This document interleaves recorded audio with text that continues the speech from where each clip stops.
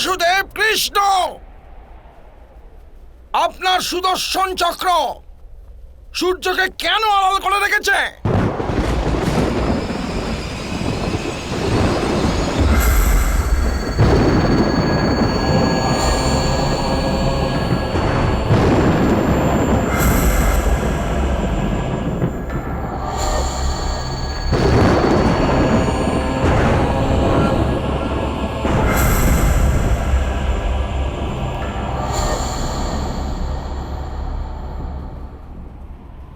সূর্য অস্তমিত করতে পারি না,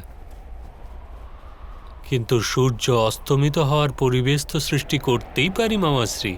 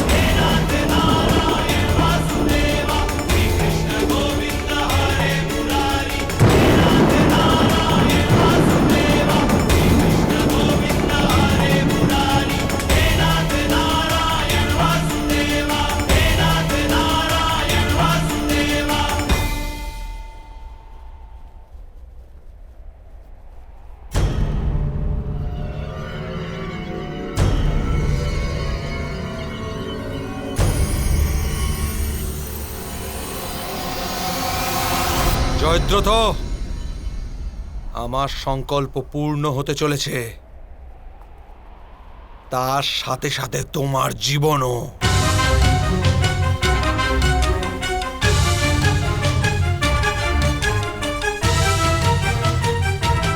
দেখো, দাঁড়াও অর্জুন, যদি তোমার কারণে আমার মস্তক ভূমিতে পতিত হয় তবে তুমি ভস্ম হয়ে যাবে।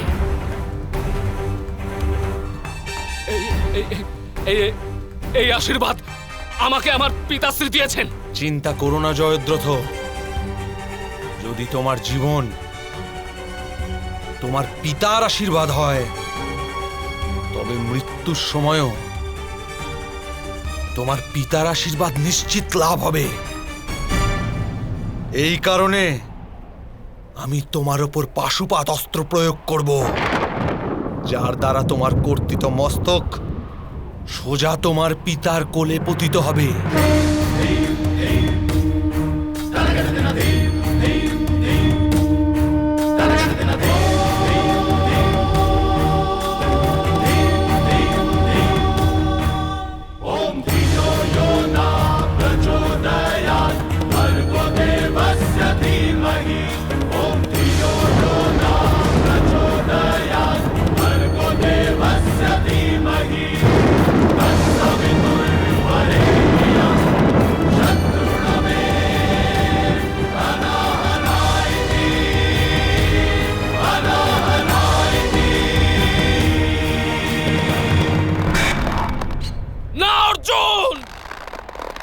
মহারথীগণ, সিন্ধুরাজকে রক্ষা করো।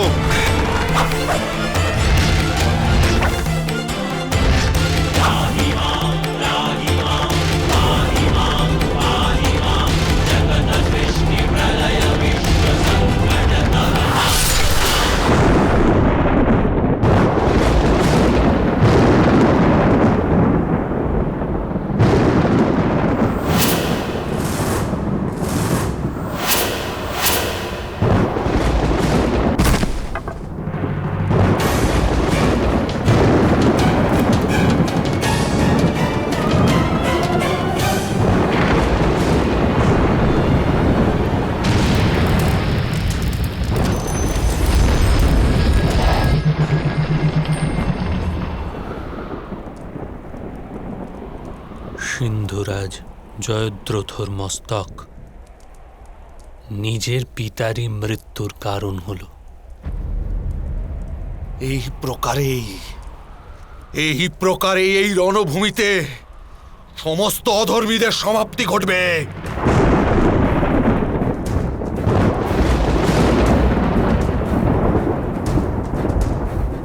রক্তধারা বইবে, এক এক করে আপনাদের সবার মৃত্যু হবে। যার অধর্ম অধিক তার মৃত্যু অন্তিমে ঘটবে।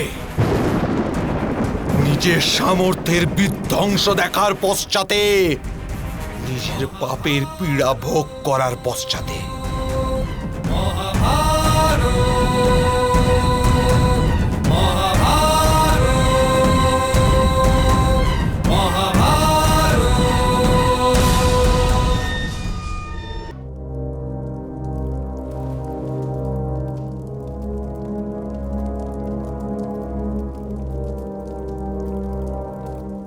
কুরুক্ষেত্রে আপনার পরাজয় নিশ্চিত। জয়দ্রথকে তো ভরসা করতেন আপনি, বলি প্রদত্ত পশুর মতো মারা গেল। মৌন থাকুন মদ্ররাজ, নিজের সীমারেখায় থাকুন, অন্যথায় না হলে হত্যা করবে আমায়। আমি তো যুদ্ধ শুরুর পূর্বেই তোমায় বলেছিলাম যে চলে এসো, দ্বন্দ্ব করি। চুপ!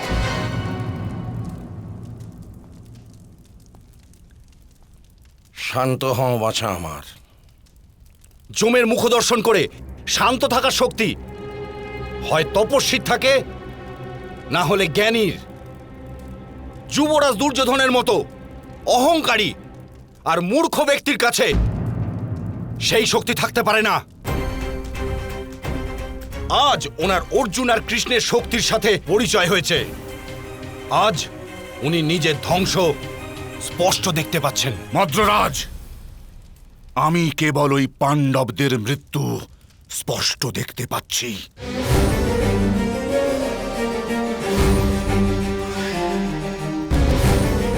বাসুদেব কৃষ্ণ ছল করেছেন আজ, অন্যথা এই সময় অর্জুনের আজ চিতা জ্বলত।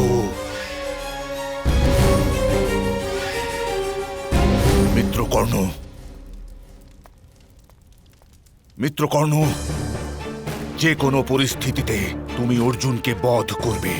ভগবান ইন্দ্রর দ্বারা প্রদত্ত শক্তি অস্ত্র আমি কেবল অর্জুনের বধ হেতু সুরক্ষিত রেখেছি মিত্র। তাহলে সেই অস্ত্রের প্রয়োগ আপনি এখনো কেন করেননি?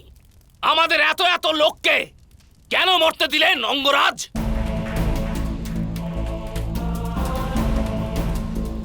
কাল রণভূমিতে আমি ওই শক্তি অস্ত্রের প্রয়োগ অবশ্যই করব।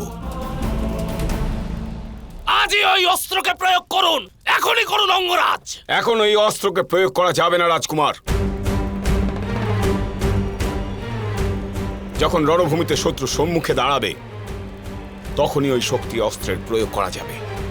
এইরূপই স্পষ্ট নির্দেশ ছিল ভগবান ইন্দ্রের। আর রণভূমিতে এই মুহূর্তে শত্রু আপনার সামনে দাঁড়িয়ে আছে, কেন হতে পারে না সেটা? সূর্যাস্তের পরে যুদ্ধ করা নিয়ম বিরুদ্ধ কার্য। আর আমার নিয়মের বিরুদ্ধতা হলো রণভূমিতে মৃত্যুপ্রাপ্তি হওয়া। মহাগুরু দ্রোণ, বাছা আমার, পাণ্ডব এখন নিয়ম ভঙ্গ শুরু করেছে।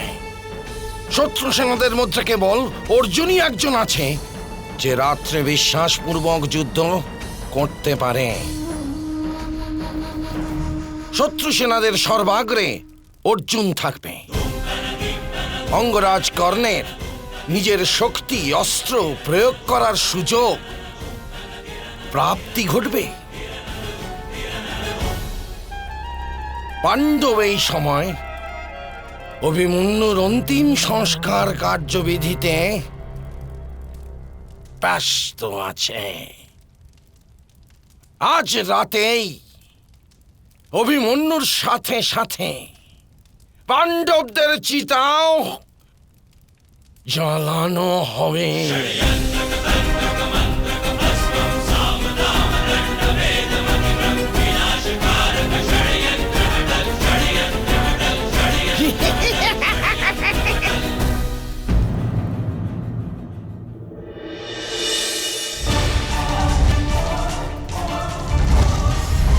এরা কি ধর্মকে পূর্ণরূপে ত্যাগ করে দিয়েছে? এই যুদ্ধে এবার আপনার পুত্রকে প্রয়োজন। ঘটোৎকচ একজন রাক্ষস, আর রাক্ষসদের শক্তি রাত্রিতেই অধিক হয়ে থাকে। ও শত্রু সেনাদের ধ্বংস করে দেবে। মহাভারত